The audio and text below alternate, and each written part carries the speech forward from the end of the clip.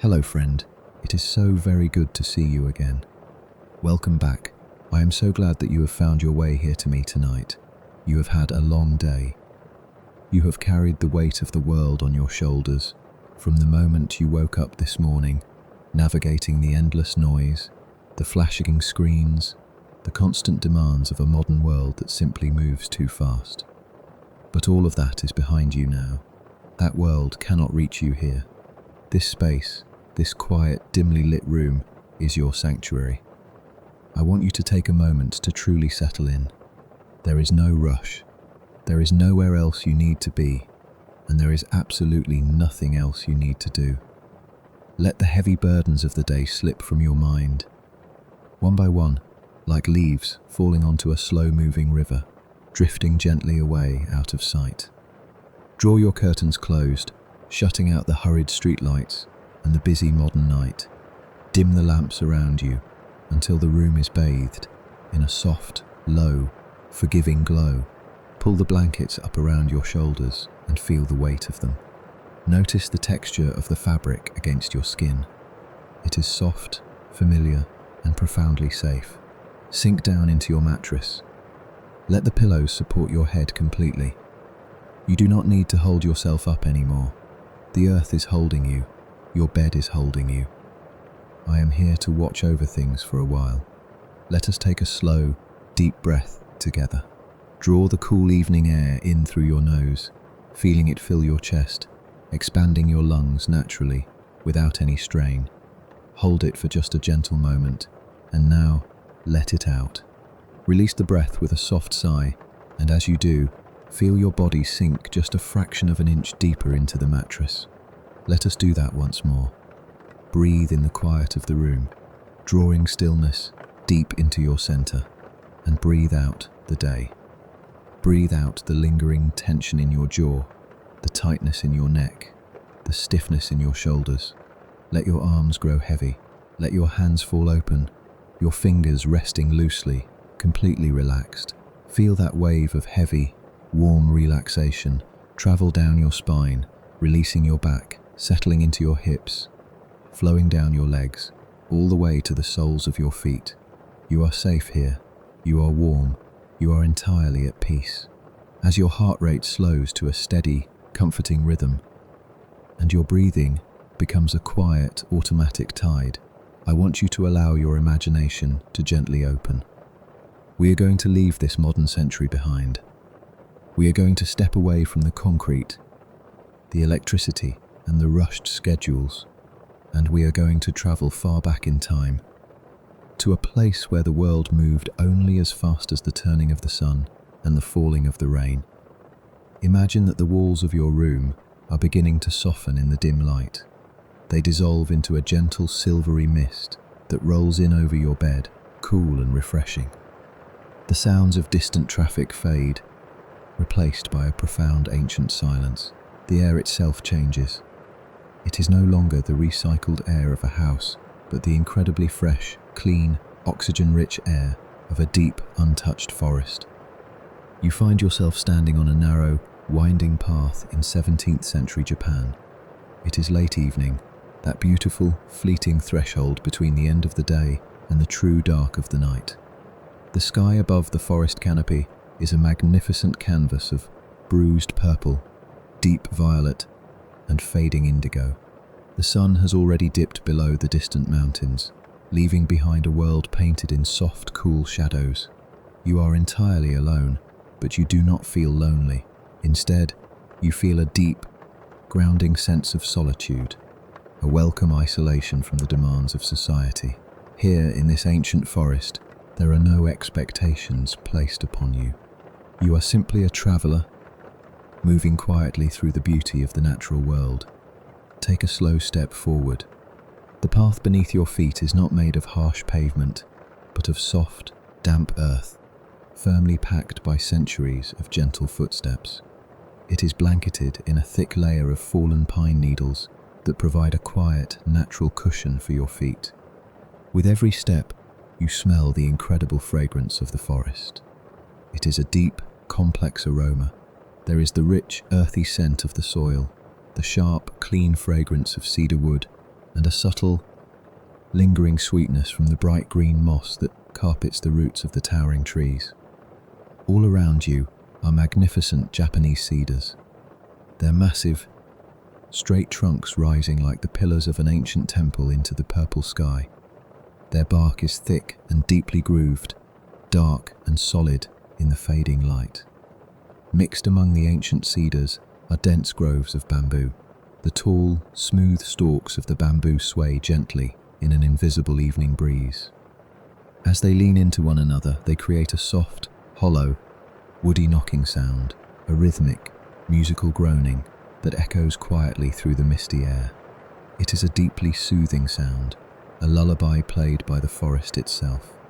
The air around you feels heavy, charged with a quiet anticipation. The barometric pressure has softly dropped, bringing with it a profound stillness. The birds have all retreated to their nests. The insects have quieted their singing. The forest is holding its breath, waiting, and then it begins. A single drop of water falls from the bruised purple sky. It falls slowly, cutting through the cool evening mist, and lands on a broad, flat bamboo leaf right beside the path. It makes a distinct, soft, hollow tap. A moment later, another drop falls, then a third. Slowly, gradually, a gentle evening rain begins to descend upon the ancient forest. This is not a violent storm. There is no thunder, no sudden flashes of lightning, no harsh winds. It is simply a quiet, rhythmic, steady rain, falling with an infinite gentleness. The sound of it is instantly hypnotizing. It is a soft, continuous patter, a blanket of white noise that wraps around you, insulating you from the rest of the world. You can hear the different notes of the rain as it strikes the various surfaces of the forest. You hear the high, crisp tapping of the drops hitting the broad bamboo leaves. You hear the deeper, softer thud of the rain absorbing into the mossy forest floor. You hear the delicate splashing of water collecting in the shallow hollows of the ancient tree roots. It is a symphony of water, playing just for you.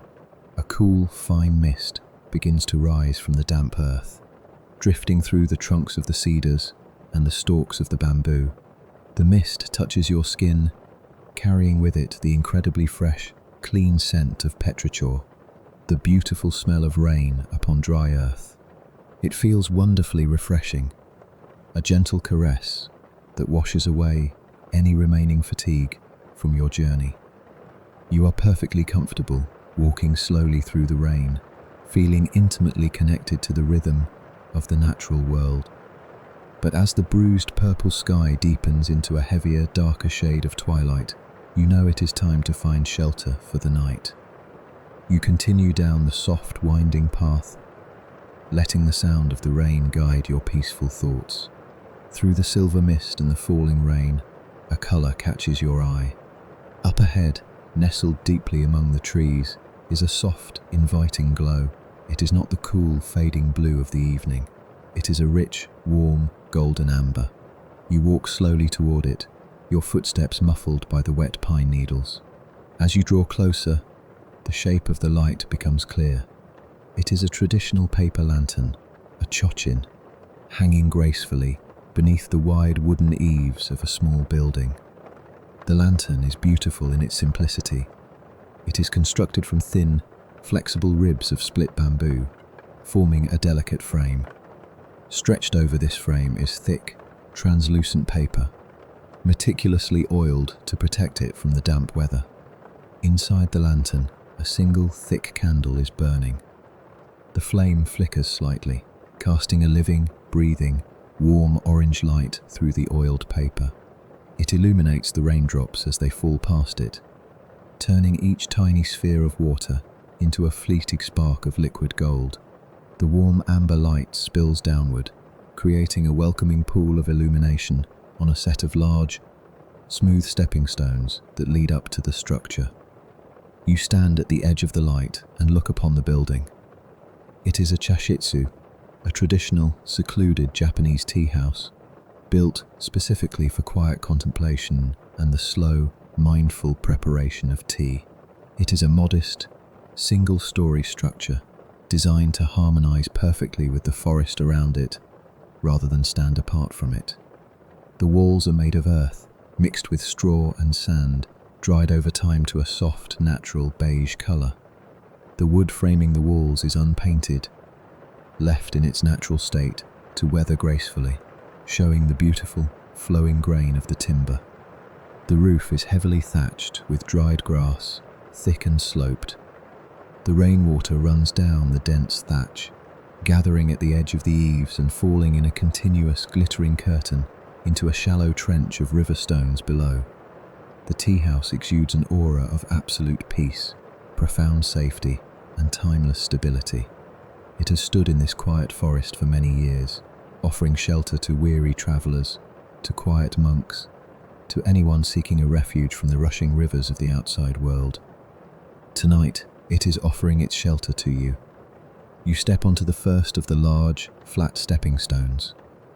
The stone is wet with rain, but its surface is slightly textured, providing a secure, grounding foothold. You take another slow step, and then another, following the curved path of stones until you are standing directly beneath the wide, protective overhang of the thatched roof. Immediately, the feeling of the environment changes. You are no longer out in the open forest. You have crossed a threshold into a space of protection. The gentle rain continues to fall just inches behind you, but beneath the eaves, you are perfectly dry. The sound of the rain changes too. It is no longer the sound of water hitting leaves and earth, but the heavy, comforting sound of water absorbing into the thick thatch overhead. It sounds like a deep, continuous exhalation. You stand there for a long moment, simply appreciating the profound relief of having found shelter. The warm amber light from the paper lantern washes over your face, radiating a subtle, skyological warmth that instantly puts your mind at ease. You breathe in deeply, smelling the wet earth behind you and the dry, sweet scent of the aged wood of the tea house in front of you. The modern world you left behind feels like a distant dream, a faded memory that holds no power over you here. You are anchored in this slow, beautiful moment in the 17th century. The rain is falling, the forest is sleeping, and you are safe. Directly before you, illuminated by the soft wavering light of the paper lantern, is the entrance to the tea house. It is not a grand, towering doorway designed to impress or overwhelm. It is instead a low, sliding wooden door, known in this quiet world as a nijiriguchi. It is intentionally small, a humble architectural whisper that gently requests you to leave your pride, your status, and the heavy armor of the outside world on the stepping stones behind you. To enter this space, one must bow. One must lower themselves, both physically and spiritually, entering with a quiet mind and a pure heart. You reach out, your fingers finding the shallow, recessed groove carved into the face of the ancient wood. The surface is beautifully smooth, polished over the decades by the gentle touch of countless hands that have come before you, seeking the very same sanctuary you seek tonight. The wood feels cool beneath your fingertips, solid and deeply reassuring. You apply a gentle, steady pressure, and the wooden door begins to slide along its track. It moves with a heavy, deliberate resistance, offering a low, resonant scrape of wood gliding securely against wood. It is an honest sound, a grounding sound, that seems to speak of centuries of slow, quiet tradition. As the door glides open, a profound wave of warmth rolls out from the interior, washing over your face and shoulders, instantly chasing away the damp chill of the evening mist. You lower your head, bending your knees slightly, and cross the threshold. You step inside, and with a slow, mindful motion, you reach back and guide the heavy wooden door closed until it meets the frame with a soft, final thud. In that single, subtle click of closing wood, the entire world shifts. The division between the wild, rainy forest and this intimate, protected sanctuary is instantly sealed. The acoustic profile of your surroundings transforms completely.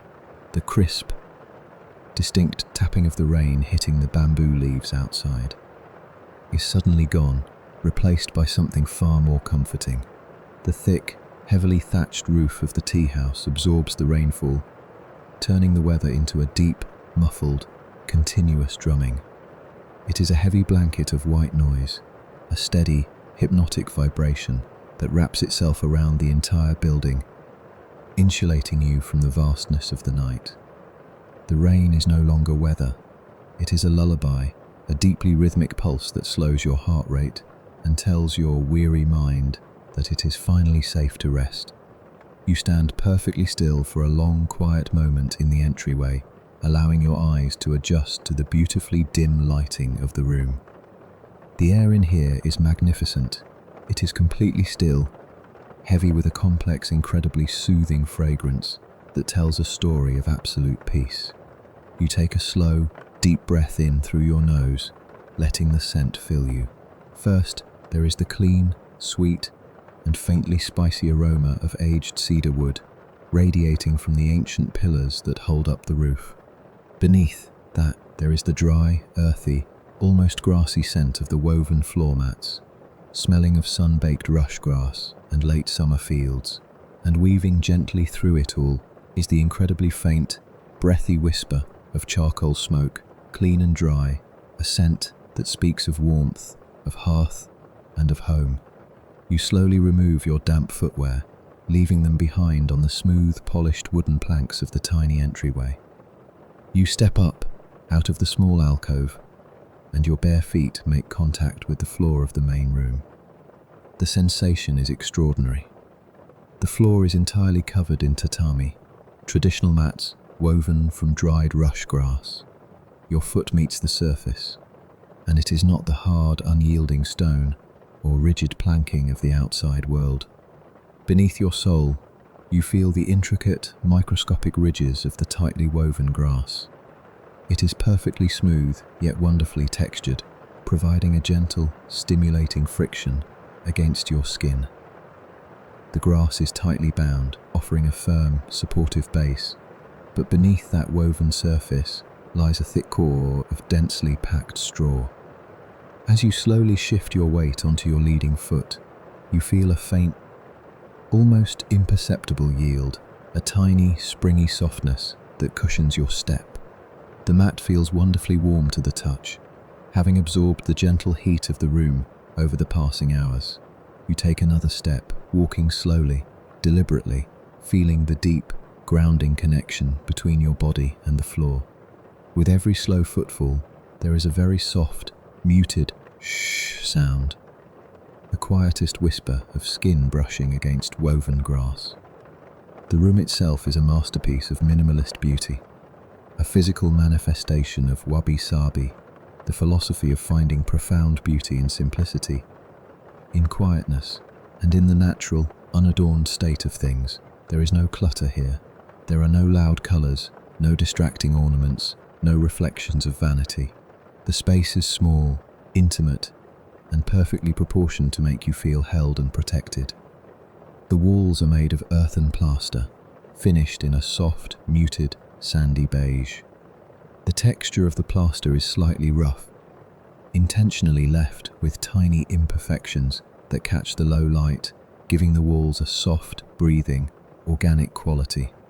The wooden pillars that frame the room are left unpainted. You can trace the beautiful, flowing grain of the timber with your eyes, following the history of the tree as it grew over countless seasons before resting here to shelter you.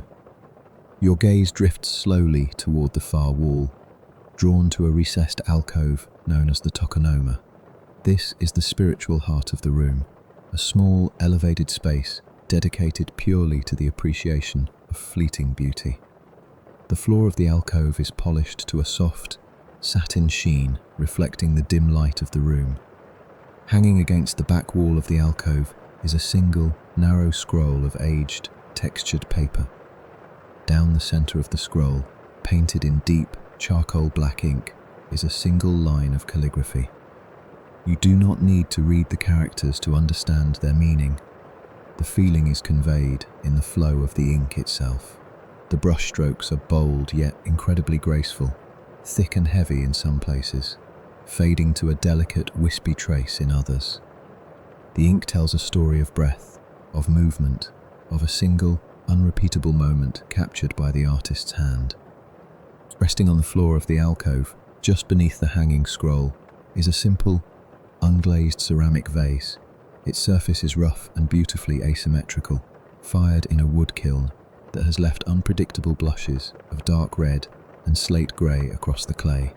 Inside the vase, resting quietly in a small pool of water, is a single branch bearing just one delicate, pale flower.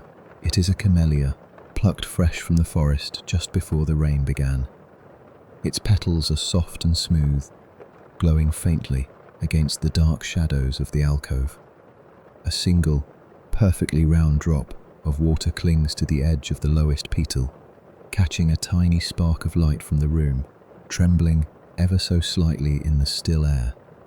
It is a quiet reminder of the rain falling gently outside, and of the profound, fragile beauty of the present moment. Framing the alcove is the tokobashira, the central wooden pillar. Unlike the neatly squared timbers that support the rest of the walls, this pillar is a single, natural tree trunk, completely unhewn.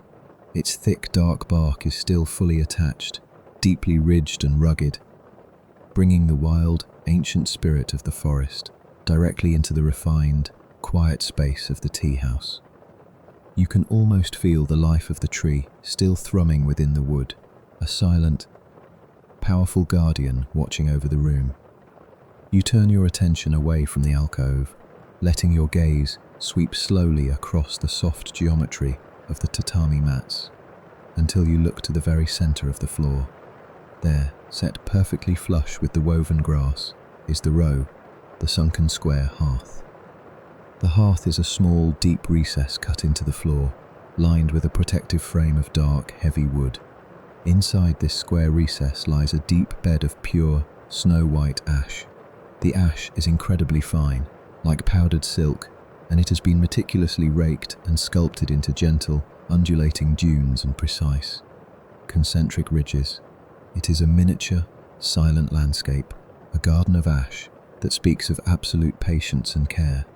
Nestled into the center of this white ash landscape is a cluster of glowing charcoal.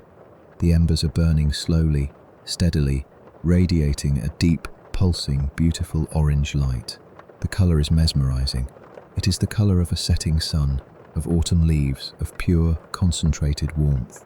The glowing embers cast long, slow, dancing shadows across the white ash, illuminating the tiny ridges and valleys of the raked patterns.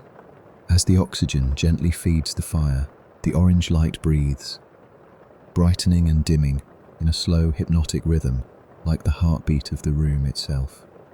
You step quietly toward the center of the room and slowly lower yourself down onto the tatami mat, sitting just at the edge of the sunken hearth.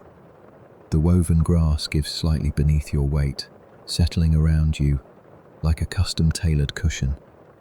You cross your legs comfortably, letting your hands rest loosely in your lap. Your shoulders drop. The muscles in your back completely release. As you sit there, you feel the gentle, radiant heat rolling off the charcoal. It washes over your face, warming your cheeks, thawing the last lingering memories of the damp, cool forest. The heat is dry, deep, and incredibly soothing. It sinks into your skin, relaxing your chest, loosening your jaw, and filling you with an overwhelming sense of physical safety. Suspended directly over the glowing embers, resting upon a simple, elegant iron trivet, is the kettle. It is a tetsubin, a heavy, traditional vessel cast from solid iron. The surface of the kettle is a deep, rich, charcoal black, seasoned by years of careful use. It is not smooth, but rather covered in a beautiful, intentional texture, a pattern of tiny, raised iron bumps that look like a field of dark hail, or the rough, protective skin of an ancient artifact. The heavy iron lid rests securely on top, featuring a small, beautifully crafted bronze knob, shaped like a closed pine cone. The water inside the heavy iron kettle is hot, The fire has been tending to it long before you arrived, heating the thick iron from the bottom up, bringing the clear, pure water to a steady, rolling simmer. You close your eyes for a moment and simply listen to the sound of the kettle. It is a famous sound in the world of tea, often poetically referred to as matsukaze, or the wind in the pines. It is a low, breathy, continuous hiss, a soft hum that rises from the belly of the iron pot. The sound is incredibly gentle, lacking any sharpness or urgency. It sounds exactly like a distant breeze moving slowly through a dense grove of evergreen trees, swaying the branches, whispering through the needles. It is a deeply meditative sound. The gentle, breathy hiss of the kettle harmonizes perfectly with the heavy, muffled drumming of the rain on the thatched roof above. The two sounds weave together, creating an unbroken tapestry of calming, ambient noise that fills the small room and entirely empties your mind. You open your eyes, your eyelids feeling wonderfully heavy, and watch the tiny, delicate plume of white steam escaping from the small spout of the heavy iron kettle. The steam rises in a thin, twisting ribbon, catching the deep orange glow of the charcoal fire below. It curls and dances gracefully upward, turning and twisting upon itself, before slowly dissipating and vanishing into the shadowy heights of the ceiling. You watch the steam rise. It is slow, it is effortless. It requires no thought, no energy, no direction. It simply exists, beautiful and fleeting, before fading softly into the air. You sit there by the sunken hearth, completely insulated from the demands of the world, surrounded by the scent of cedar and rush grass, bathed in the warmth of the glowing embers, and enveloped in the timeless, rhythmic lullaby of the falling rain. There is nowhere else to go. There is nothing else to do. You are simply here, in this quiet, perfect room, resting deeply in the profound safety of the evening. As you sit there in the profound, comforting stillness of the room, cradled by the steady, rhythmic drumming of the heavy rain upon the thick thatched roof, a new, incredibly subtle sound joins the peaceful atmosphere. It comes from the far side of the small tea house, from a secondary, sliding paper screen door known as the Sadoguchi, the entrance used by the host. The sound is not sudden, it is not sharp or startling. It is a slow, quiet, papery whisper, the sound of a wooden frame gliding gently along a perfectly smooth track. You turn your head, ever so slowly, and watch as the softly illuminated paper screen is pushed open with quiet, deliberate care. In the dim, beautiful amber light of the room, you see the tea master. He is an elderly gentleman, his face lined with the deep, graceful maps of many decades spent in quiet contemplation. His presence immediately fills the space with an overwhelming aura of calm, of deeply rooted stability. He does not rush. He does not carry the nervous, frantic energy of the modern world you left behind. He moves with the slow, fluid grace of a deep river, entirely at peace with the present moment, entirely focused on the simple, singular act of welcoming you into his sanctuary. He is dressed in a traditional kimono woven from soft, thick, unadorned cotton. The fabric is a dark, muted shade of indigo, a colour that seems to absorb the low light of the charcoal fire, allowing him to blend seamlessly into the quiet shadows of the room. He carries no ornaments, no symbols of wealth or loud distractions. His elegance is found entirely in his simplicity, in the careful, deliberate way he holds himself. He enters the room on his knees, moving with a silent, sliding motion across the woven tatami mats. He wears clean, snow-white tabby socks, and the soft cotton makes a very faint, rhythmic shh sound as he glides forward. The sound perfectly complements the heavy patter of the rain outside, a quiet, human harmony added to the ancient song of the weather. He carries with him a beautiful, dark wooden tray, resting it gently upon the floor before he slowly closes the paper sliding door behind him, sealing the room once again in its protective envelope of warmth and quiet. He turns to face you, moving slowly toward the sunken hearth where you are seated. He places the wooden tray down on the tatami mat, just a few feet away from the glowing charcoal embers. Then he settles into a kneeling position, resting his weight back onto his heels, his hands placed flat on his thighs. He lowers his head, closing his eyes, and offers you a slow, profound, and deeply respectful bow. It is a silent greeting, a wordless acknowledgement of your long journey, of your weariness, and of the shared humanity that brings you both together in this tiny, rain-swept room. You naturally lower your own head, returning the bow, feeling a profound sense of gratitude wash over you. There is no need for conversation. Words would only disturb the perfect, delicate silence that has settled over the tea house. You understand implicitly that you are incredibly welcome here, and that he has been waiting to offer you the simple, profound comfort of a warm bowl of tea. The tea master lifts his head, his eyes soft and kind in the flickering orange light of the hearth. He takes a long, slow breath in and releases it with a quiet, nearly imperceptible sigh, settling his spirit into the space, grounding himself for the ritual ahead. Every single movement he makes from this moment forward is an exercise in absolute mindfulness, a moving meditation designed to bring peace to both the preparer and the guest. He reaches out with a slow, steady hand and begins to arrange the utensils he has brought with him. He places them on the woven grass mat between the two of you, positioning each item with mathematical precision, yet his motions never feel rigid, they flow like water. First he places the mizusashi, a cold water vessel made of thick, unglazed clay. It is heavy, solid, and wonderfully rustic, its rough surface catching the dancing shadows from the fire. Next to it, he places the natsumi, the small, beautifully lacquered tea caddy that holds the powdered matcha. The lacquer is a deep, flawless, glossy black, catching the reflection of the glowing orange embers perfectly on its curved lid. Finally, he places the chawan, the tea bowl itself, directly in front of him. The bowl is a masterpiece of quiet, rustic beauty. It is wide and deep, made from thick, heavy ceramic. The glaze is not perfectly smooth or brightly coloured. It is dark and complex, a deep earthy brown mottled with sudden, unpredictable blushes of slate grey and iron red.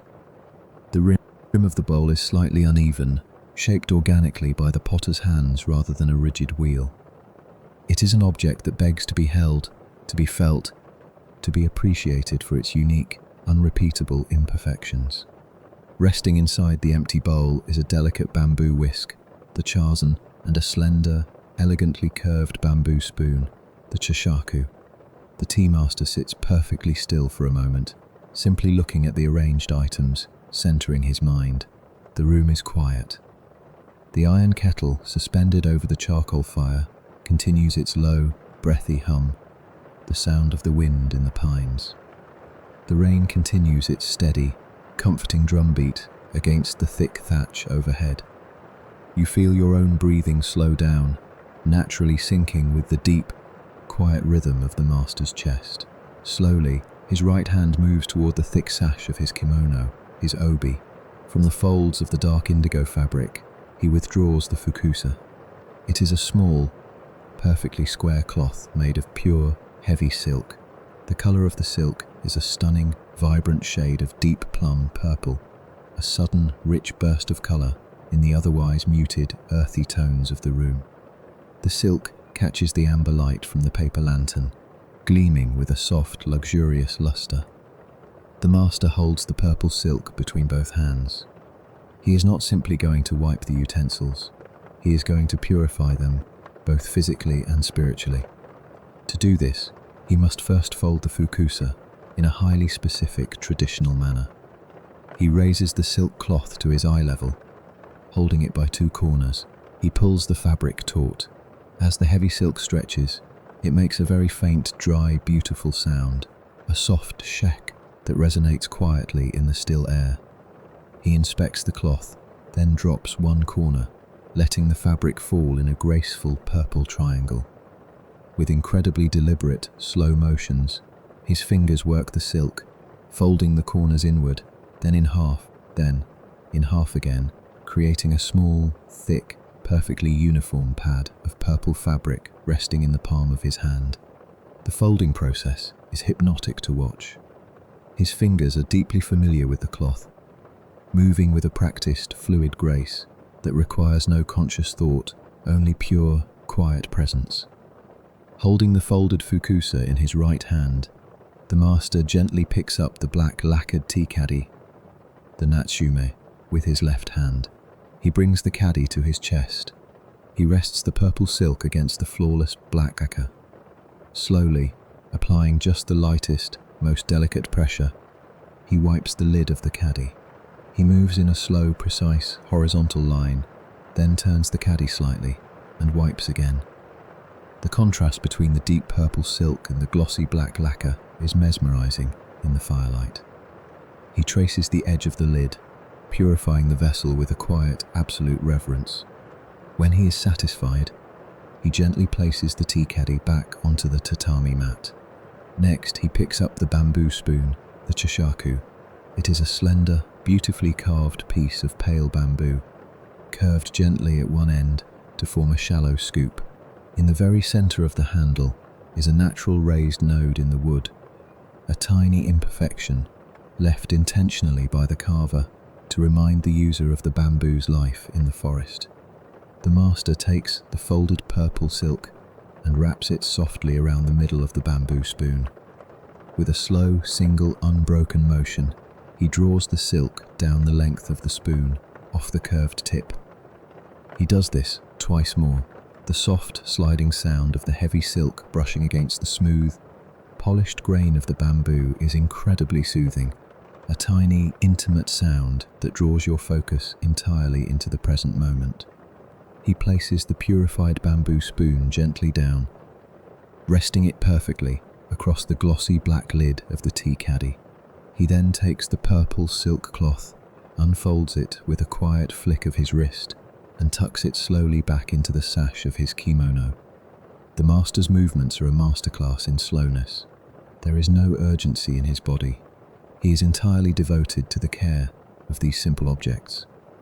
Watching him work, you feel the tight coils of stress in your own body unwinding, completely dissolving into the warm, fragrant air of the room. You are safe here. There are no demands. There is only the rain, the fire, and the slow, beautiful ritual unfolding before you. Now the master reaches for the hishaku, the long wooden ladle used for drawing water. It is crafted from a single, hollow piece of light-colored bamboo, attached to a long, straight, incredibly slender handle. He picks it up near the base of the handle, his fingers resting lightly against the smooth wood.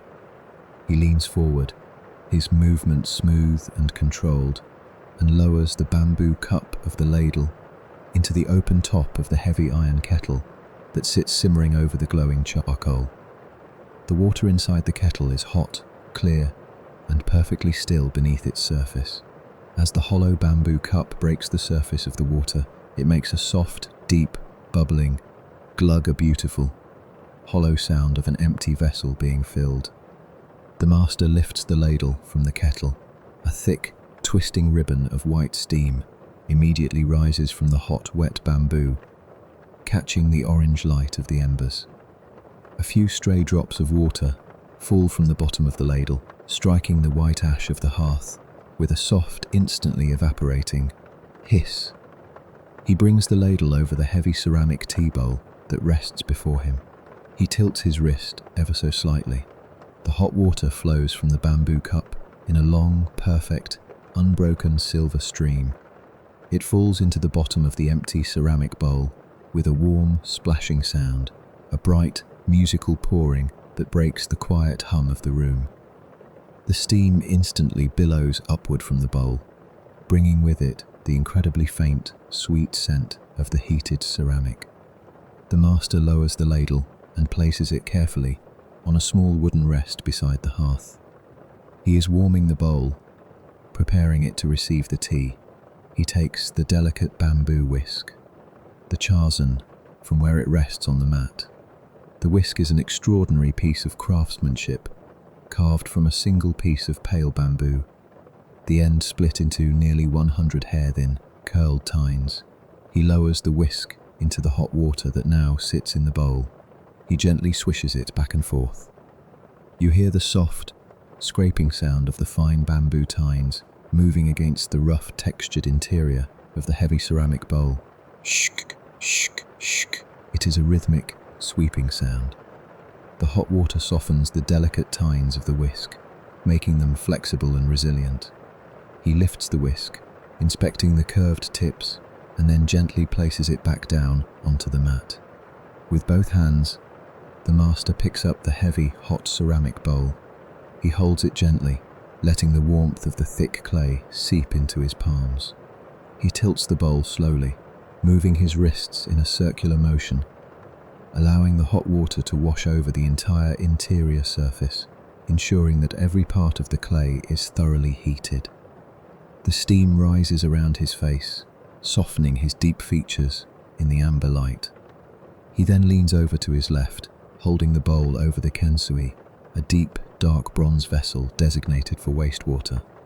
With a smooth, controlled motion, he tips the bowl, emptying the hot water into the bronze vessel with a gentle, hollow splash.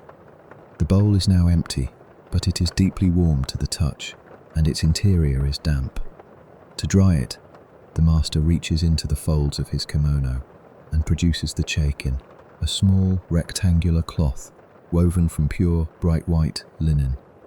The linen has been lightly dampened with cold, fresh water before the ceremony began. He places the damp white linen into the bottom of the steaming, heated ceramic bowl. He uses his right hand to gently wipe the inside of the bowl, moving the cloth in slow, overlapping circles. As the damp, cool linen meets the hot, dry ceramic, there is a very faint, breathy sound of escaping moisture, and a subtle, clean scent of wet cloth rises into the air. He wipes the bowl methodically, entirely focused on the texture of the clay beneath the linen. He wipes the rim, the sides, and the deep, recessed bottom, leaving the dark, mottled glaze perfectly clean, completely dry, and incredibly warm. He removes the linen cloth, folds it quietly, and places it out of the way on the tray. He sets the empty, warm, perfectly prepared tea bowl down on the tatami mat, directly between the two of you. The bowl is ready, the master is ready, and as you sit there, watching the slow, rhythmic dance of the shadows on the earthen walls, feeling the deep, penetrating heat of the charcoal embers warming your knees, you realize that you too are ready. Your mind is as empty and quiet as the warm ceramic bowl, completely free of the rushing thoughts and the heavy anxieties of the outside world. The master reaches forward and picks up the black lacquered tea caddy, the natsumi, holding it gently in the palm of his left hand. With his right hand, he picks up the slender bamboo spoon that rests across the top. He brings the caddy close to the bowl. Using his thumb and forefinger, he carefully lifts the perfectly fitted black lid off the tea caddy. He sets the lid down on the mat with a sound so soft it is barely a whisper. Inside the caddy lies the matcha, the finely ground, incredibly precious powdered green tea. In the dim, amber and orange light of the room, the colour of the tea is astonishing. It is a brilliant, shocking shade of jade green, a vibrant, electric colour that seems to glow against the deep, glossy black interior of the lacquer vessel. As the lid is removed, the scent of the tea finally escapes into the room. It is a magnificent aroma, immediately cutting through the dry, woody scents of the cedar and the rush grass. It smells earthy, rich and profoundly green. It is the scent of deep shade, of fresh spring leaves crushed between the fingers, of rich, damp soil, and of a subtle, lingering sweetness. It is a grounding, comforting fragrance that fills your senses completely. The master lowers the tip of the bamboo spoon into the bright green powder. With a delicate, twisting motion of his wrist, he scoops up a small, perfect mound of the matcha. He moves the spoon over the heated ceramic bowl, and gently taps the side of the spoon against the rim. Clink. It is a hollow, ringing sound. The bright green powder falls softly into the dark, warm recess of the bowl, settling against the mottled glaze. He scoops a second time, repeating the motion. Clink. A second mound of beautiful green powder joins the first. He scoops a third and final time, a slightly smaller amount, and lightly taps the spoon once more. Clink. He rests the bamboo spoon upon the rim of the bowl. He picks up the glossy black lid of the tea caddy and places it securely back onto the vessel, sealing the vibrant green powder and its rich, earthy aroma away in the dark. He places the caddy back in its precise position on the mat and sets the bamboo spoon gently to rest across its lid once more. The green powder sits quietly in the bottom of the warm, dark bowl, waiting. The master turns his attention back to the kettle. The water has been humming its low, breathy tune over the glowing charcoal the entire time, oblivious to the quiet ritual unfolding beside it. He picks up the long bamboo ladle once again, holding it with the same gentle reverence. He lowers the hollow cup into the boiling water. Glug. He lifts it, bringing a full measure of steaming, hot water over the tea bowl. He does not pour the water directly onto the powder. Instead, he tilts the ladle so the silver stream of hot water hits the bare, sloping side of the ceramic bowl. The water runs down the hot clay, gathering speed, before sweeping gently over the bright green mound of matcha at the bottom. The sound of the water hitting the powder is a soft, thick, hissing splash. Instantly, the earthy, grassy aroma of the tea blossoms into the air, magnified tenfold by the intense heat of the water. The scent is incredibly rich, wrapping around you like a warm, fragrant blanket, filling the tiny room with the profound, comforting essence of nature. The master empties the ladle and places it back upon its wooden rest. He reaches out and picks up the delicate bamboo whisk, holding it firmly but gently by its rounded handle. He lowers the 100 fine tines of the whisk into the hot water and the dark green powder. He rests his left hand lightly on the rim of the heavy ceramic bowl to steady it. He takes a long, slow breath, holding the air in his chest for just a moment, and then he begins to whisk. He moves his right wrist in a vigorous, yet entirely controlled, back and forth motion, drawing the whisk through the hot water in the shape of a fast, continuous letter, W or M. Though his wrist moves with speed, his upper arm and shoulder remain perfectly still, entirely relaxed. The sound of the whisking is immediately captivating. It is a rhythmic, foamy, brushing sound. Shk, shk, shk. The delicate bamboo tines scrape softly against the textured bottom of the heavy ceramic bowl, rapidly incorporating the fine green powder into the hot water. The sound perfectly matches the steady, continuous drumming of the heavy rain on the thatched roof above, blending together into a beautiful, rhythmic symphony of water and wood. You watch, mesmerized, as the dark, watery liquid inside the bowl begins to transform. The vigorous motion of the bamboo tines forces air into the tea, creating a thick, incredibly fine layer of foam that rises to the surface. The foam is a beautiful, pale, jade green, a sea of microscopic bubbles that catches the warm, dancing light of the charcoal fire. The master whisks for a long, continuous minute, entirely focused on the texture of the foam. His breathing is steady, his posture perfect. The sound of the whisking becomes a hypnotic metronome, lulling your mind deeper and deeper into a state of absolute, heavy relaxation.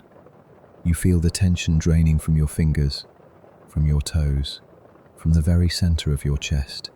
There is only the rain, there is only the fire, there is only the rhythmic, foamy swish of the bamboo whisk.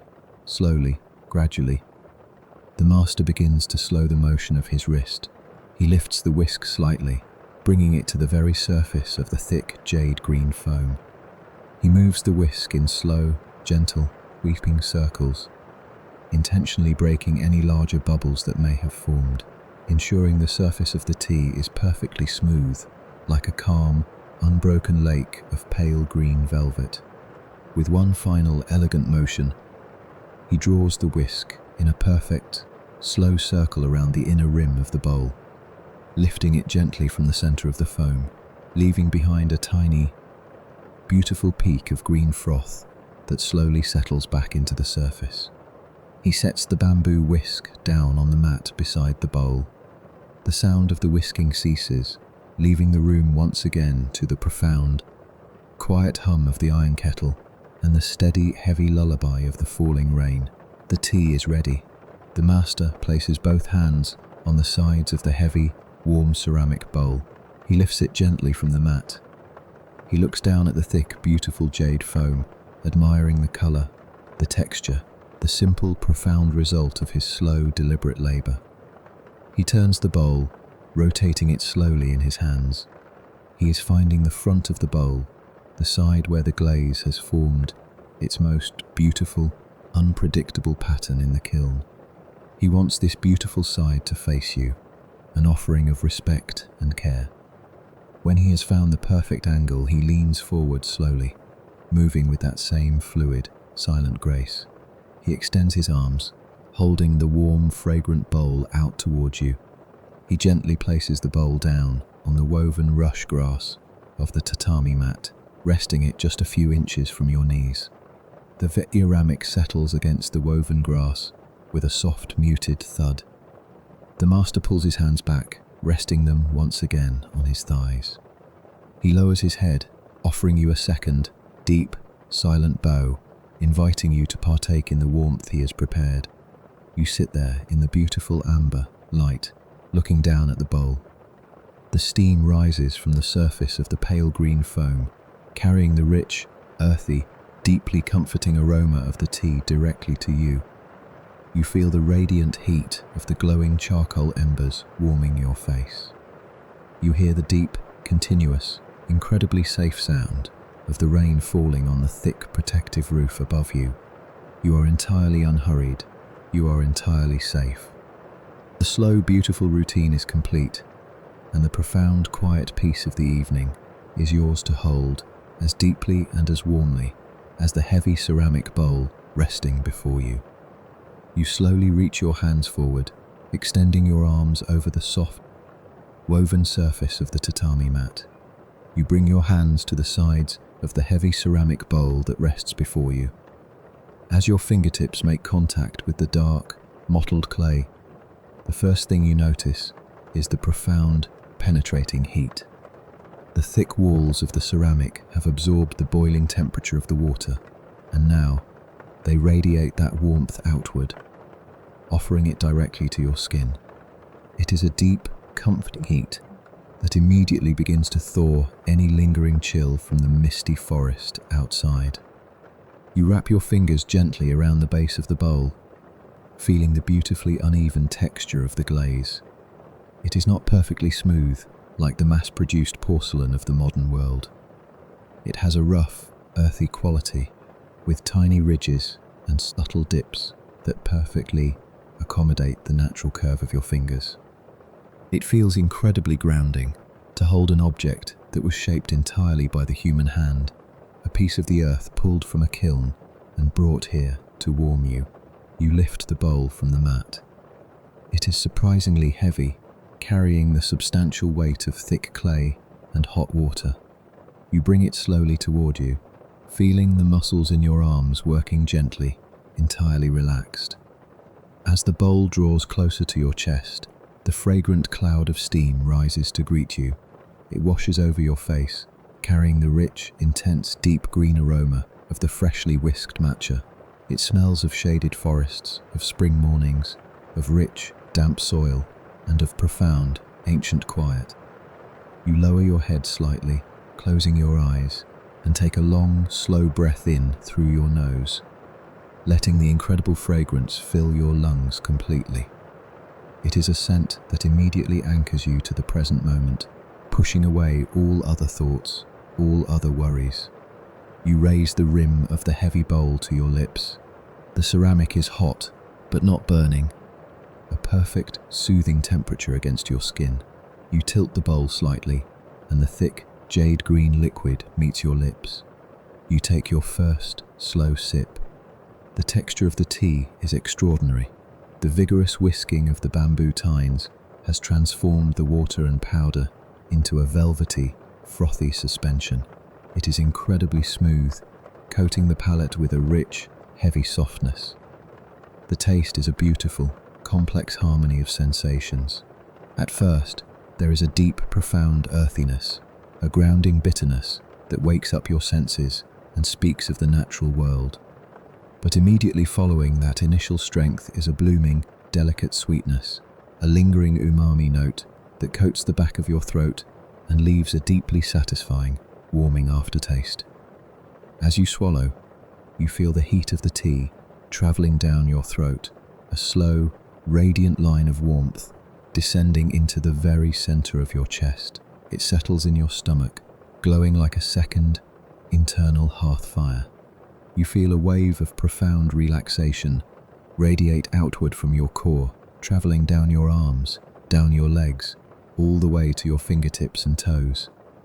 It is as if the tea is melting away the very last invisible layers of tension you carried into the room. You take another slow, deliberate sip, and then another. With every swallow, the heavy ceramic bowl becomes slightly lighter in your hands, but the warmth inside your body grows deeper and more absolute. You drink the tea in complete silence, accompanied only by the steady, muffled drumming of the rain on the heavily thatched roof above you, and the low, breathy hum of the iron kettle simmering over the charcoal. These sounds wrap around you, a protective blanket of white noise that makes the small, softly lit room feel like the absolute center of the universe. When you reach the bottom of the bowl, you take a final, appreciative sip, drawing in the last of the rich, green warmth. You lower the bowl from your lips. Using your thumb and forefinger, you gently wipe the rim of the ceramic where your lips touched, a traditional gesture of respect and cleanliness, and then you wipe your fingers softly on the pure white paper tucked into the breast of your kimono. With a deep, cleansing sigh, you lean forward and place the empty ceramic bowl back down onto the woven tatami mat. It meets the rush grass with a soft final thud. You pull your hands back to your lap, but your palms continue to tingle with the fading memory of the hot clay. The elderly tea master, who has been kneeling quietly across from you, perfectly still and deeply attentive, watches as you finish. He sees the profound relaxation in your shoulders, the softening of the lines around your eyes. He knows that his silent, deliberate work has achieved its purpose. He offers you a gentle, knowing smile, a small upward curve of his lips that speaks volumes of shared humanity and quiet understanding. He places his hands flat upon his thighs and offers you another slow, incredibly deep bow, silently thanking you for accepting his hospitality, for sharing in this fleeting, beautiful moment. You bow in return, your heart overflowing with a quiet, unutterable gratitude for the shelter, the warmth, and the absolute peace he has provided. Moving with the same glacial, fluid grace that has defined his every action, the master slowly begins the process of cleaning and clearing the utensils. You watch, mesmerized, as he reverses the intricate dance he performed earlier. He brings cool water from the heavy clay vessel to rinse the bowl. He uses the delicate bamboo whisk once more, cleaning its fine tines. He wipes the glossy black lacquer of the tea caddy with the vibrant purple silk. Every movement is a continuation of the meditation, an exercise in absolute care and reverence for the mundane. He does not rush to finish. The cleaning is just as important as the preparation. It is the honorable closing of the circle, the gentle return of all things to their resting state. Finally, he gathers the purified utensils back onto the dark wooden tray. He lifts the tray from the mat, holding it securely with both hands. He slowly rises from his seated position, his movements smooth and incredibly controlled, supported by years of quiet discipline. He steps backward, his white cotton socks gliding silently over the tightly woven tatami mats until he reaches the sliding paper screen door at the edge of the room. He kneels once more. He sets the tray down beside him. With a slow, deliberate slide of his hand, he opens the paper screen, the wooden frame whispering softly in its track. He picks up the tray, turns his head to look at you one last time, offering a final, almost imperceptible nod of farewell, and then he slips quietly through the doorway, disappearing into the shadows of the adjoining room. He reaches back, and with a slow, steady pull, the paper screen slides shut. Click. The wooden frame meets the wall, and the sound seals the room entirely. You are now completely, wonderfully alone. As the master departs, the atmosphere in the tea house undergoes a subtle, profound transformation. It is as if the room itself exhales a long, slow breath, settling even deeper into the earth. The passage of time outside the thick earthen walls continues its relentless march. The late evening twilight that painted the misty forest in shades of bruised purple and deep indigo has finally surrendered completely to the night. The sun is gone, the sky is black. Outside, the small, amber flame inside the paper lantern that guided you to the doorway finally consumes the last of its wax. It flickers once, twice, and then goes out. The gentle, golden light that spilled across the wet stepping stones vanishes, swallowed instantly by the vast, deep darkness of the ancient forest. With the lantern extinguished, the interior of the tea house plunges into a rich, heavy world of shadows.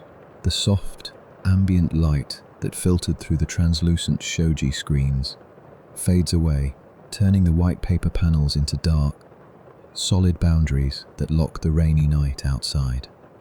The only source of light left in the entire world is the sunken hearth directly in front of you. You sit perfectly still, your hands resting softly in your lap, and simply watch the fire. The cluster of charcoal embers rests in the deep bed of pure, sculpted white ash. The embers are not blazing. There are no leaping yellow flames, no sudden pops or cracking wood. It is a slow, ancient, concentrated burn. The charcoal glows with a deep, mesmerizing, pulsing orange light. It is the color of a dying autumn sun, rich, heavy, and incredibly warm. As the invisible air currents in the room feed the embers, the orange light breathes. It swells and brightens for a moment, casting a slightly wider glow, and then it slowly dims, receding back into itself in a hypnotic, rhythmic heartbeat of heat and light. This pulsing orange glow paints the interior of the tiny room. It catches the heavily textured surface of the cast iron kettle, highlighting the tiny bumps and ridges that resemble the rough bark of an old pine tree. It softly illuminates the lower halves of the natural wooden pillars, showing the flowing, organic grain of the unpainted timber. It reaches out across the woven tatami mats, highlighting the millions of tiny, precise ridges of the dried rush grass, turning the floor into a miniature, textured landscape of light and dark. But beyond the immediate reach of the hearth, the room is swallowed by deep, profound, velvety shadows. The corners of the ceiling, where the heavy wooden beams meet the thatch, are completely lost in darkness. The recessed alcove, the tokonoma, where the single camellia flower rests in its rough clay vase, is a well of absolute blackness, leaving the beauty of the flower only to the memory of the mind. The shadows cast by the kettle and the iron trivet stretch out across the floor, long and distorted, swaying slowly, lazily, as the embers pulse and breathe. The room feels impossibly intimate, shrinking down to nothing more than the small circle of warmth radiating from the ash. As the visual world dims, your other senses gently heighten, rushing in to fill the quiet void. You hear the rain. With the darkness fully settled, the rain seems to take on a heavier, more substantial presence. It is no longer just weather. It is the entire atmosphere of the night. It falls in a continuous heavy sheet upon the thick, dried grass of the thatched roof. It sounds like a deep, rhythmic exhaling, a heavy, muffled drum beat that vibrates softly through the wooden bones of the tea house and resonates deep within your own chest. It is the ultimate lullaby, a sound that speaks of complete isolation and absolute safety. The cold, wet world is out there, but you are in here, dry, warm, and protected. Beneath the heavy sound of the rain, the iron kettle continues to sing its low, breathy song. The water simmers gently, tirelessly, producing that soft, continuous hiss that sounds so much like a distant wind moving slowly through a dense forest of evergreen pines. The matascays, the wind in the pines. It is a sound that requires absolutely nothing of you. It asks no questions. It demands no answers. It simply exists, a beautiful, constant companion in the dark. You take a slow, deep breath in, drawing the heavy air of the room into your lungs. The bright, grassy scent of the matcha tea has slowly faded away, dissipating into the shadows. In its place, the fundamental scents of the room return, richer and more pronounced in the dark. You smell the sweet, dry, dusty fragrance of the woven rush grass mats beneath you. You smell the incredibly old, incredibly stable scent of the cedar pillars, a woody, resinous aroma that speaks of centuries of quiet endurance. And rising from the sunken floor, just inches from your knees, you smell the incredibly dry, subtle, comforting scent of the cooling wood ash and the slowly burning charcoal. It is not the acrid, sharp smell of a blazing bonfire. It is a clean, powdery, deeply ancient scent, the smell of a hearth that has provided warmth and comfort for generations. It is the smell of home, as you sit there in the beautiful, dancing shadows, bathed in the warmth of the dying embers, and wrapped tightly in the heavy sound of the nighttime rain. A profound, quiet realization begins to settle over your mind. It is a gentle philosophy that permeates every single aspect of this room, every object within it, and every slow, deliberate action that has taken place here tonight. It is the philosophy of wabi-sabi. In the modern world you left behind, everything is driven by a desperate, exhausting pursuit of perfection. Buildings must be perfectly straight, screens must be perfectly bright, lives must be perfectly curated, free of flaws, free of cracks, constantly moving forward in a straight, unnatural line. It is a heavy, terrible burden to carry, the constant feeling that you must be flawless, that you must never show the signs of wear, of age, or of exhaustion. But here, in this quiet, dimly lit sanctuary, that burden simply does not exist. Here, there is a deep, abiding reverence for the imperfect, the impermanent, and the incomplete. Think of the heavy ceramic bowl you held in your hands just moments ago. It was not perfectly symmetrical. Its rim was uneven, shaped by human hands that trembled slightly with effort. Its glaze was not uniform. It was unpredictable, scarred by the intense heat of the kiln, mottled with dark, beautiful, chaotic colours. A modern factory would have discarded it as defective. But here, those very flaws are what make the bowl magnificent. They are the proof of its journey. They are the evidence of its survival. The cracks, the unevenness, the rough textures, they are not mistakes. They are the character of the object. They are what give it warmth, what make it approachable, what make it human. You, my friend, are much like that bowl. You have weathered the intense heat of your own busy life. You carry the marks of your journey, the subtle unevenness of your experiences, the heavy exhaustion of a long, demanding day. You do not need to be perfectly smooth. You do not need to be flawless. In this room, in this quiet moment, your imperfections are not something to be hidden or fixed. They are simply a part of your profound, natural beauty. You are allowed to be tired. You are allowed to be worn. You are allowed to simply exist, exactly as you are right now, bathed in the forgiving orange light of the hearth. There is absolute peace in letting go of the need to be perfect. And there is also peace in understanding the fleeting, impermanent nature of this moment. The profound comfort of wabi-sabi lies in the acceptance that nothing lasts forever, and that is exactly why it is so beautiful. The fragrant, warm bowl of tea you drank was beautiful precisely because it was temporary. The jade green foam existed for only a few minutes before it was consumed. The radiant heat in the thick clay bowl was a temporary gift, slowly fading back into the cool air of the room. Even the glowing charcoal embers in the hearth are slowly, quietly consuming themselves, turning from bright, pulsing orange to soft grey ash. None of it is meant to be held onto permanently. If you try to tightly grasp a beautiful moment, it slips through your fingers, ruined by the anxiety of losing it. The true peace of this tea house comes from simply letting the moments pass over you, like the rain falling on the thatch. You experience the warmth, you taste the tea, you feel the safety of the room, and then you softly, gently let it go. You do not mourn the passing of the hour, you simply sink deeper into the quiet emptiness that follows. Inside these earthen walls, the rigid, demanding structure of time has completely dissolved.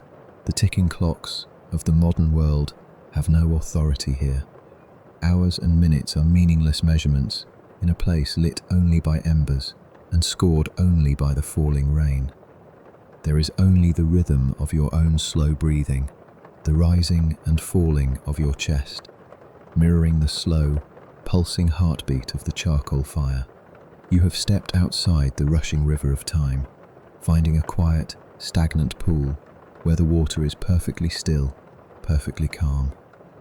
As you listen to the heavy, continuous drumbeat of the rain on the roof, you realize that this sound is a bridge. The rain falling on this ancient, thatched roof in the misty forests of 17th century Japan is the exact same rain that falls across the centuries. The sound of water meeting the earth is eternal. As you listen to it here, in this deeply safe, deeply isolated historical space, you are also listening to the quiet atmosphere outside your own bedroom window in the present moment. The two worlds have blurred together, connected by the timeless, hypnotic white noise of the weather. The profound, heavy exhaustion of the day has finally caught up with you, but it is no longer a painful, stressful fatigue. It is a welcome, deeply comforting heaviness. It is the natural, beautiful weight of a body that knows it is finally safe to rest. Your eyelids flutter, feeling incredibly thick, incredibly heavy in the dim orange light. The shadows dancing on the woven walls seem to slow down, their movements becoming thick and languid. The heat from the sunken hearth has completely penetrated your bones, warming you from the inside out, making your limbs feel wonderfully loose, wonderfully heavy. The quiet reflection of the room has emptied your mind of all its modern clutter. You are simply a quiet observer, a peaceful inhabitant of the shadows, listening to the wind in the pines and the heavy, continuous lullaby of the nighttime rain. The evening has slowed to an absolute standstill. The world outside the wooden door is gone, and the world inside this tiny, perfect room is preparing to gently close its eyes.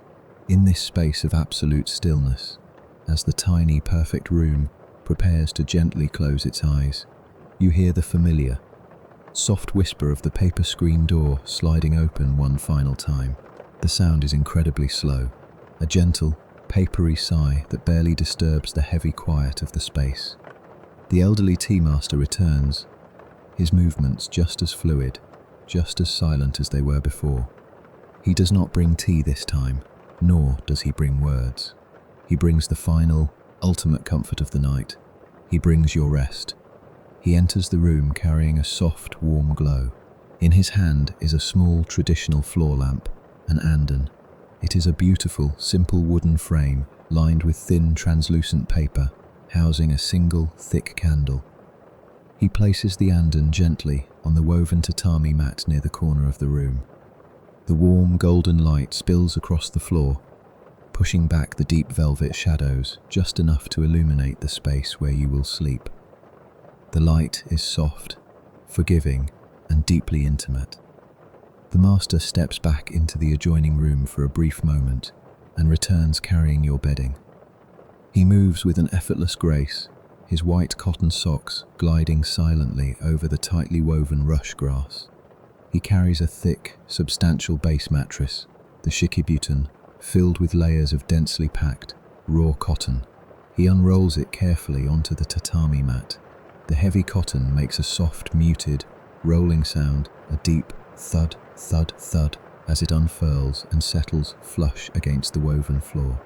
The mattress is covered in a beautiful dark indigo fabric, dyed by hand, bearing the subtle, uneven patterns of the craftsman's work. Next, he brings the keikabuton, the heavy quilted blanket that will cover you. This, too, is filled with thick, warm cotton. As he unfolds it and drapes it perfectly over the mattress, a wonderful, comforting scent is released into the air. It is the scent of the sun. The cotton has been hung outside on clear, bright afternoons, absorbing the dry, crisp heat of the sun and the fresh, clean air of the forest. That warmth, that pure, natural freshness, has been trapped within the fibers, waiting to wrap around you. The master smooths the heavy indigo fabric with his open palms, pressing out any wrinkles, moving his hands in slow, deliberate, sweeping motions. The sound of his hands brushing against the thick cotton is a rhythmic, sweeping shh, echoing the continuous, muffled drumming of the rain on the thatched roof above. Finally, he places a small, traditional pillow, a makura, at the head of the bed. It is a soft, rectangular pouch filled with thousands of tiny, dried buckwheat hulls. As he sets it down, the hulls shift and settle against one another, creating a distinct, incredibly soothing crunching sound, like the sound of dry autumn leaves crumbling softly in the hand. The bed is now fully prepared. It looks impossibly inviting, a sanctuary of softness and warmth nestled within the protective earthen walls of the tea house. But the master's quiet work is not quite finished. He turns away from the bedding and moves slowly toward the sunken hearth in the center of the room. The charcoal embers are still glowing with that deep, pulsing orange light, radiating their dry, comforting heat. He kneels beside the hearth and reaches for the hibashi, a pair of long, slender metal tongs used for tending the fire. With absolute precision and care, he uses the metal tongs to gather the edges of the pure, snow-white ash. He slowly, deliberately begins to draw the fine ash over the glowing orange embers. He is banking the fire for the night. As the white ash covers the hot charcoal, the bright orange light begins to suffocate, dimming into a soft, heavily muted cherry red, and then, finally, into a dark, quiet grey. The room instantly grows darker, the deep shadows rushing back in to reclaim the space. As the last ember is buried beneath its protective blanket of ash, you hear a tiny, faint pop from the charcoal, a final, microscopic release of energy before it surrenders to the long, slow sleep of the night. The fire is not dead. It is simply resting, sleeping safely beneath the ash, preserving its gentle warmth until the morning light returns. The dry, subtle scent of the cooling wood ash fills the air, mingling beautifully with the sunned and baked-in scent of the cotton bedding and the heavy, earthy smell of the rain. The master places the metal tongs back onto the mat. He rises to his feet, his silhouette a dark, graceful shape in the dim, golden light of the single paper lantern. He walks slowly toward the corner of the room where the small Anden lamp rests on the floor. He kneels beside it. He leans forward, his face briefly illuminated by the warm candle flame. He takes a slow, deep breath, and with a soft, steady exhalation, he blows out the candle. The flame vanishes instantly. A tiny, twisting ribbon of white smoke rises from the blackened wick, carrying the nostalgic, waxy scent of the extinguished candle into the air. The golden light is gone. The room is now plunged into total, absolute darkness. It is a profound, heavy blackness, the kind of darkness that only exists far away from the cities, deep within an ancient forest. It is not a frightening dark, it is a holding dark. It is a deeply protective, enveloping shadow that wraps around you like a heavy velvet cloak, hiding you completely from the demands and the watchful eyes of the outside world. The only light remaining is the invisible, spiritual light of the sanctuary itself. The Master turns towards you in the darkness. You cannot see him, but you can feel the profound, steady weight of his presence. You hear the soft rustle of his indigo kimono as he lowers himself into a final, deep, respectful bow. It is a silent, invisible farewell. He rises, turns, and walks slowly back toward the sliding paper door. You hear the smooth, papery whisper of the wooden frame gliding along its track. You feel a momentary, subtle shift in the air pressure of the room as the door opens, and then, with a soft final click, the door slides shut. You are entirely alone. You are perfectly safe. You slowly push yourself up from the tatami mat by the hearth. Your body feels incredibly heavy, your muscles wonderfully loose and exhausted. The deep, penetrating heat of the room has completely thawed your bones, leaving you with a profound, lethargic weight. You take a slow, blind step through the absolute darkness, trusting the flat, even surface of the woven floor beneath your bare feet. You take another step, and then another, guided only by memory and the overwhelming desire to finally lie down. Your foot brushes against the edge of the thick, rolled mattress. You slowly lower yourself down, feeling for the edge of the heavy indigo quilt. You lift the heavy cotton fabric and slide your body underneath, stretching your legs out into the cool, untouched reaches of the bed. As you lie back, the back of your head finds the small, buckwheat pillow. The thousands of tiny hulls instantly shift and contour perfectly to the shape of your neck and skull, supporting you with a firm, natural, crunching embrace. You pull the heavy cake butin up to your chin. The weight of the quilt is extraordinary. It is not light and airy like modern blankets. It is dense, substantial, and incredibly grounding. It presses down along the entire length of your body, a continuous, heavy, full-body hug that instantly signals to your nervous system that it is time to shut down. The weight pins you safely to the earth, preventing any restless movement, forcing your muscles to completely surrender their hold. You feel the lingering warmth of the sun-baked cotton surround you, and you breathe in the clean, dry scent of the fabric. With your eyes closed in the total darkness, the only thing left in the entire universe is the sound of the rain. It is falling just inches above your head, a continuous, heavy, hypnotic shh against the thick layers of dried thatch. The roof absorbs the water, transforming the sharp patter of the weather into a deep, resonant, muffled drumming. It is a perfect, unbroken wall of white noise. It washes over your mind, drowning out every single lingering thought, every passing worry, every tiny fragment of anxiety. There is nothing left to think about. There is nothing left to do. There is only the dark, the heavy cotton, and the rain. And as that ancient darkness settles over you, as the 17th century rain continues its endless, hypnotic descent, I want you to feel the boundaries of time beginning to blur. The heavy, comforting weight of the indigo cotton quilt pressing down upon your shoulders, slowly, seamlessly, transforms into the familiar weight of your own blankets. The firm, woven texture of the tatami mat softly dissolves, becoming the plush, supportive surface of your own mattress. The cool, damp air of the ancient forest fades into the quiet, perfect temperature of your own bedroom. You are not alone in the past, friend. You are here with me, in the profound safety of the present moment, resting deeply in your own bed. The rain you hear is the exact same rain that has fallen across the earth for thousands of years. The sound of water meeting the roof, the profound sense of isolation, the deep, heavy comfort of lying in the dark while the world outside is wet and cold. These are eternal, unbroken experiences. You are participating in a ritual as old as humanity itself.